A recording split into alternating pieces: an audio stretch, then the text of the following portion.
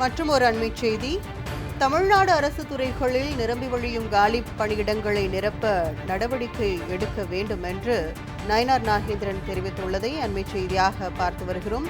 தமிழ்நாட்டில் ஒரே நாளில் 5000த்திற்கும் மேற்பட்ட அரசு ஊழியர்கள் ஓய்வு பெற்றுள்ள நிலையில் அரசு துறைகளில் 40% அதிகமான பணியிடங்கள் காலியாக உள்ளன.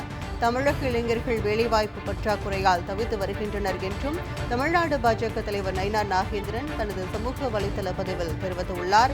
அரசு துறைகளில் உள்ள காலி பணியிடங்களை நிரப்ப தமிழ்நாடு முதலமைச்சர் உடனடியாக நடவடிக்கை எடுக்க வேண்டும் என்றும் தாவேக அரசு உடனடியாக தகுதி தேர்வுகளை நடத்தி இளைஞர்களின் வேலைவாய்ப்பு கனவுகளை நனவாக்கி அரசு இயந்திரம் சீராக செயல்பட வழிவகுக்க வேண்டும் என்றும் பாஜக தலைவர் நயினார் நாகேந்திரன் தனது சமூக வலைதள பதிவில் குறிப்பிட்டுள்ளதை அண்மைச் செய்தியாக பார்த்து வருகிறோம்.